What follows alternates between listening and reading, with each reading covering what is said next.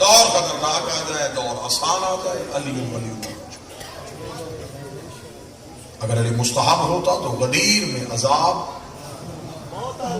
حارث نے لا الہ کا انکار نہیں کیا تھا، محمد رسول اللہ کا انکار نہیں کیا، اس نے علی ولی اللہ، خدا نے فوراً عذاب بھیج کے بتا دیا کہ میں علی ولی اللہ کے معاملے میں اتنا سخت ہوں کہ میں قیامت کا بھی انتظار نہیں کرتا۔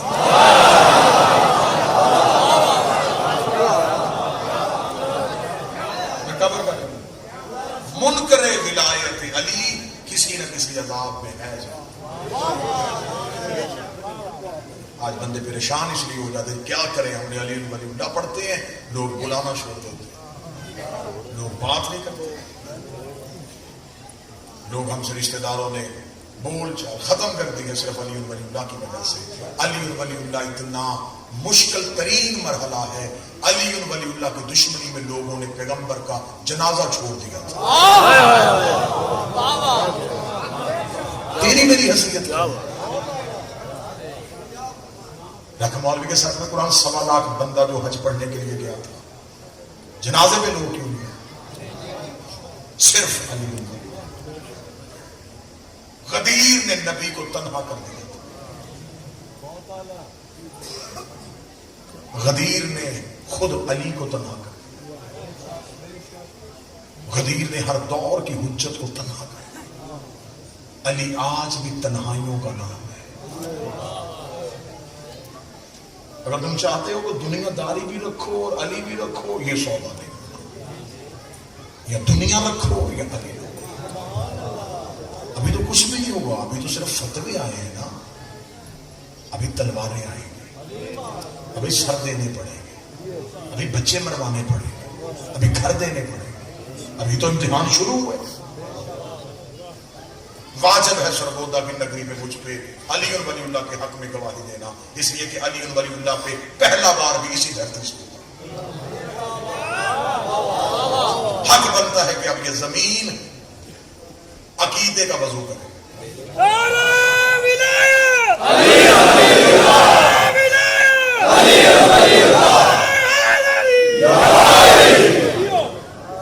کوئی فائدہ نہیں اس بندے کو لا الہ الا اللہ پڑھنے کا جس نے انکار ولایت ہے۔ ہم اللہ کی وحدانیت کے قائل ہیں، اس کی ربوبیت کے قائل ہیں، اس کے خالق ہونے کے قائل ہیں، اس کے مالک ہونے کے قائل ہیں، ہم رسول کی رسالت کے قائل ہیں، ہم انبیاء کی عصمت کے قائل ہیں، ہم علی سے لے کے صاحب العصر تک ان کی امامت، ولایت، عصمت اور اختیارات کے قائل ہیں۔ یہی عقیدہ ہمیں ہمارے بزرگوں نے دیا ہے، اسی عقیدے کرتے ہیں۔ ہم سے علی ولی اللہ نہیں دینا، ہم ماتم شبیر پہ سمجھوتا نہیں۔ علی ولی اللہ حلالی ہونے کی علامت ہے، شبیر کا ماتمی ہونا غیرت مند ہونے کی علامت ہے۔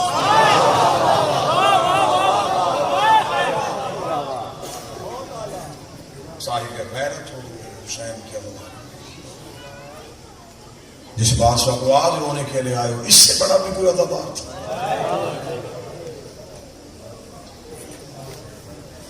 یہ وہ غریب امام ہے جس نے کم سنی میں ماں کا کھلا ہوا سر دیکھا۔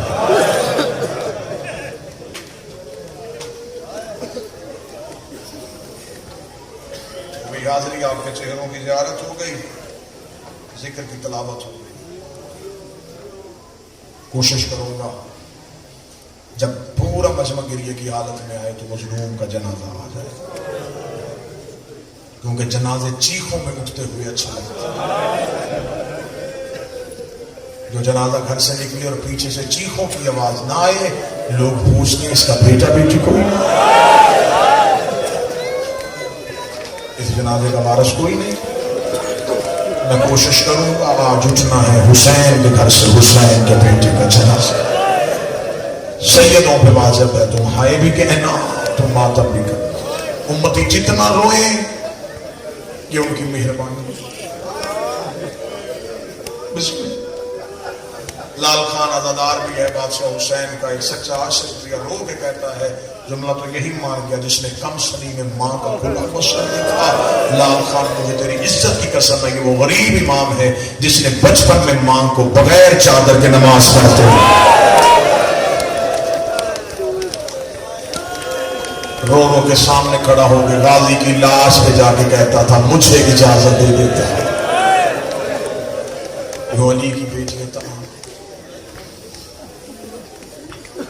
یہ میرا وہ مظلوم شہنشاہ جس نے بابے کے ساتھ ایک زنجیر میں وقت ہوا. ایک نوحہ پڑھا ہے میں نے کل ہی کتاب سے, کسی شاعر کا لکھا نہیں, خود امام کا پڑھا. میں مالا کے مصائب پڑھ رہا تھا, اس کتاب میں ایک نوحے کی 2 سطریں لکھی جو میرے مولا نے مدینے آ کے مجلس پڑھتے ہوئے خود سرکاری باقر 2 سطریں پڑھی تو میرا پرسہ ہو گیا. میں کوشش کروں گا میں 2 سطریں بالکل امانتن سے گوتا میں پہنچاؤں, ہو سکے تو ماتم کر لینا. امام مدینے میں اپنے جد کی مجلس پڑھ رہے تھے. مجلس پڑھتے ہوئے اپنے بابا سجاد کے مصائب پڑھے. سامنے سے ایک شخص نے خواہش کی مولا روز ہمیں اکبر سناتے ہیں, حسین سناتے ہیں, غازی سناتے ہیں, مولا کبھی اپنی مصیبت بھی سنایا. اس نے اس مومن نے سوال کر دیا. امام نے اپنی غربت کی پہلی سطر پڑھی. امام نے فرمایا میں وہ غریب کربلا کا قیدی تھا جس کے ہاتھ اس کی زلفوں کے ساتھ باندھے گئے. کوئی ہے بندہ جو پڑھتا علی ولی اللہ. امام نے فرمایا میری کلائیاں میری زلفوں کے ساتھ.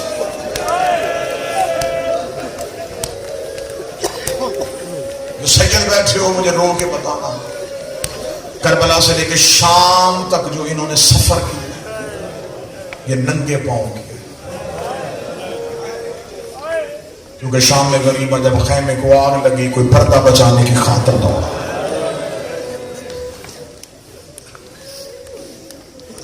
ننگے پاؤں سفر کیا. امام باقر کے لوہے کی اگلی سطح ہے. امام فرماتے شام کے بازار میں جب میں چلتا تھا میرے پاؤں پہ کانٹے چبھتے. میں بڑی احترام سے رک رک کے پڑھنے لگا ہوں. رونا تو اسی بندے نے جو نیت کر کے آیا. امام فرماتے کہ سب میرے پاؤں میں کانٹے چبھتے. امام رو کے کہتے کمینے کے ہاتھ میں تازیانہ ہوتا, جو ہی میرے قدم رک گئی یہ تازیانہ مارتا. میں کبھی بابے کے پہلے میں چھپتا, کبھی ماں کے پہلے میں چھپتا.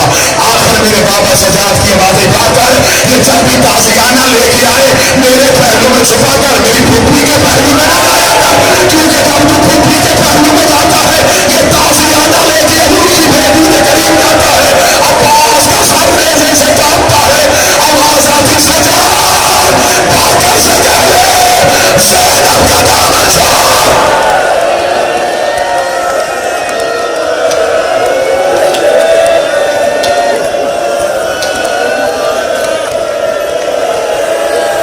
یہ وہ غریب امام ہے جس کی پھوپھی بھی 4 سال کی.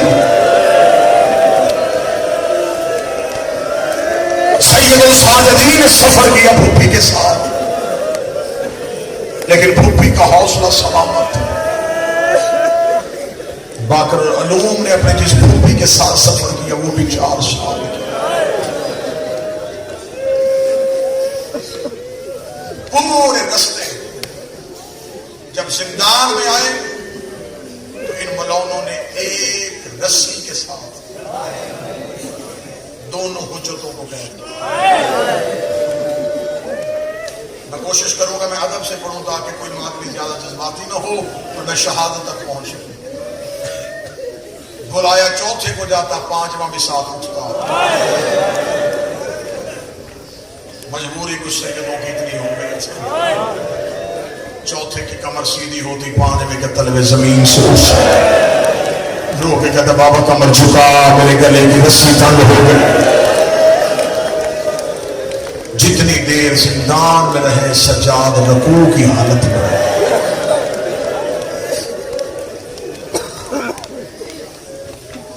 زندان وہ ملا جس کی چھت نہیں تھی.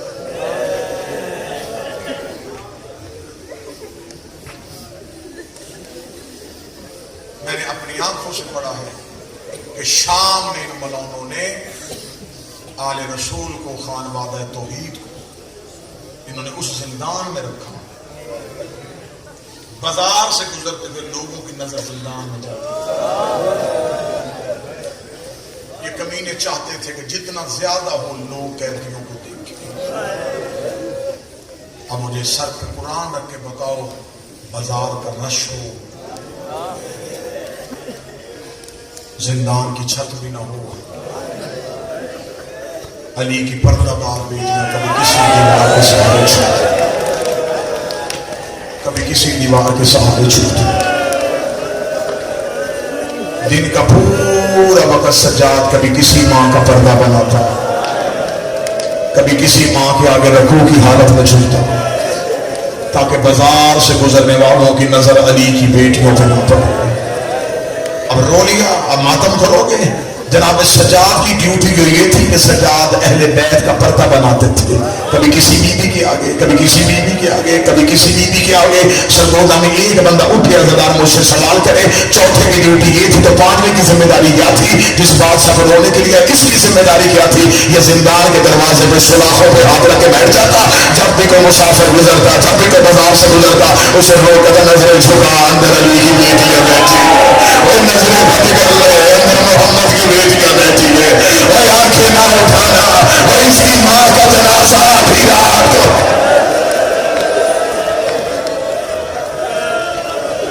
लोगों की मिन्नतें करता, पर्दा बनाओ।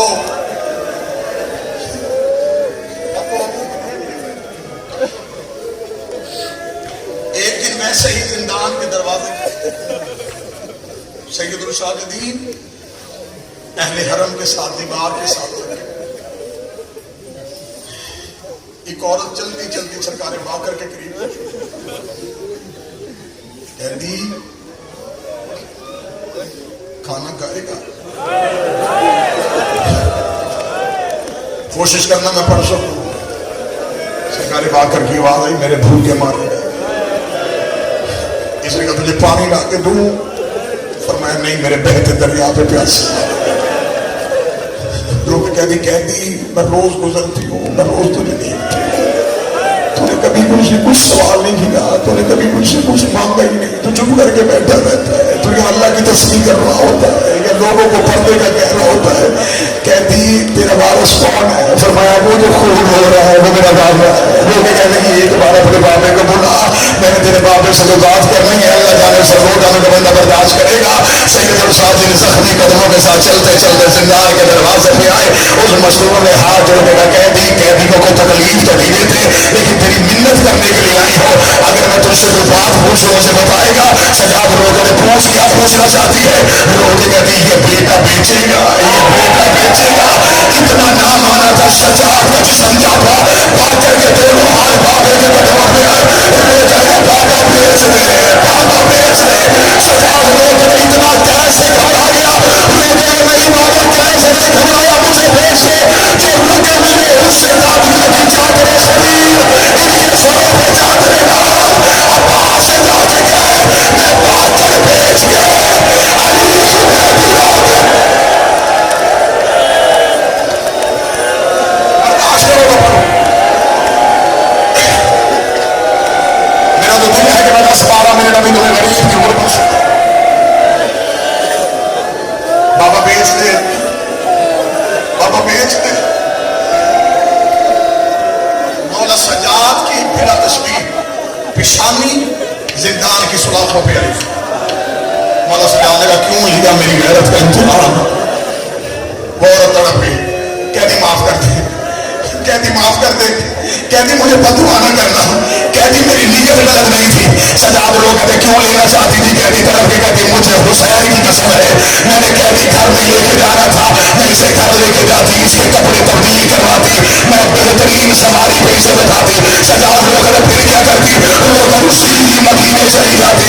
वहां मेरे मौला सजाद को अल्लाह ने बात कर दिया है। मैं जाके सजाद से कहती देख तेरे बाकर का गुलाम लेके आई हो। इतना जुमला कहना था, अली की बेटी की चीख आई, रोके की पहचान, और ये गरीब बाकर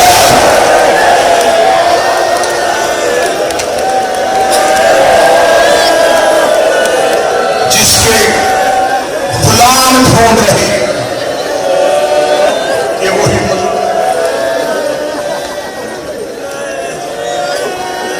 पलट के आ गए मदीने। हज के दिनों में जनाब جناب سرکار باقر عزاداری کرواتے تھے. آج کل وصیت تھی منام عزاداری کروانا. جب لوگ قربانی کے لیے منام میں اکٹھے ہوتے باقر رو کے کہتے اور جانوروں کو پانی پلا کے ذبح کرتے ہو ہمارے پیاسے ہمارے.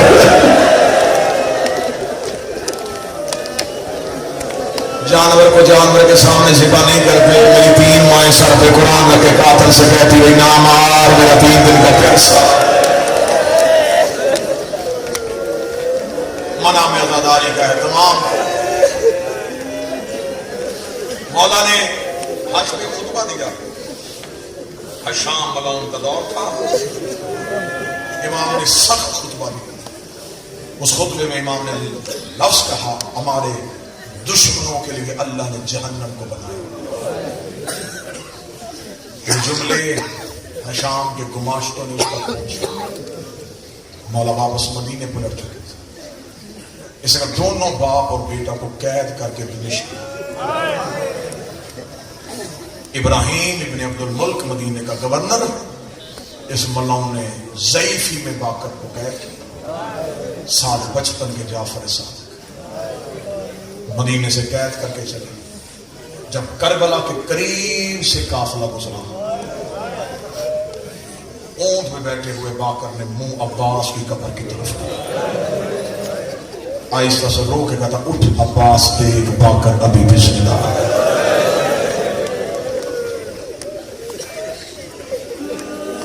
شام کے صدر دروازے میں پہنچے. یہ ملعون حشام کو ملنے کے لیے غیر ملکی وفد آیا. انہوں نے کہا تھوڑی دیر رکو ابھی قیدی دربار میں نہیں جا سکتے. ابھی غیر ملکی وفد بیٹھے. کتابیں کہتے صرف 3 گھنٹے کا توقف تھا. 3 گھنٹے صرف جناب باقر روتے گئے. 3 گھنٹے کے بعد جب انہوں نے کہا کہ مہمان چلے گئے قیدیوں اٹھو. جناب باقر کی چیخ نکلی.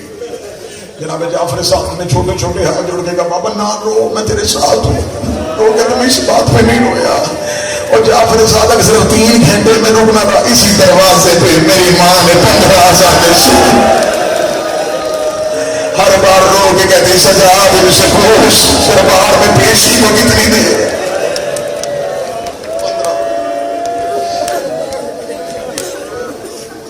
شام قید رہے دونوں باپ اور بیٹا. واپس مدینے پہنچے بس ختم. اس ملعون نے دردناک طریقے سے زہر دی. میں صرف زہر پڑھوں نا سرکار ہر بندے کو پوچھتا. کسی امام کو انگوروں میں کسی کو دودھ میں. یہ وہ غریب ہے باقر جسے شام کے زندان کھا گئے تھے. زنجیروں نے جس کا جسم ختم کر دیا تھا. بابے کی عزاداری میں رو رو کے جس کی آنکھوں کی بیماری چلی گئی تھی. ان ملعونوں نے باقر کو زہر کیسے دی؟ انہوں نے زین پہ زہر رکھی. جناب باقر کو زبردستی اس گھوڑے پہ سوار کروایا گیا. میرا امام صادق رو کے کہتا میرے بابے کے جسم میں زہر ایسے گئی بابے کے ہاتھ سے خون آنا شروع ہو گیا. بابے کے پاؤں کے تلوے پھٹ گئے. بابے کی آنکھوں سے لہو شروع ہو گیا. روتے ہوئے باقر کو لے کے امام گھر آئے. امام نے بستر بنایا. جناب جعفر صادق نے روتے روتے اپنا سر بابے کے سینے پہ رکھا. جناب باقر کی آواز جعفر کیوں رو رہا ہے؟ رو کے کہا بابا زہر کی شدت زیادہ ہے. میں کوشش کر رہا ہوں. اولاد ہوتی ہے باپ کے لیے ٹھنڈک. میں کوشش کر رہا ہوں میں اپنا سر تیرے سینے پہ رکھوں تاکہ میرے سر کی وجہ سے تجھے سکون آئے. اتنا چمڑا کہنا تھا. جناب باقر تڑپ کے اٹھے. جناب صادق کی والے بابا زہر کی شدت زیادہ ہو گئی. میرے کی آواز ہے تم نے بیٹے ہو کے میرے سینے پہ سر رکھا.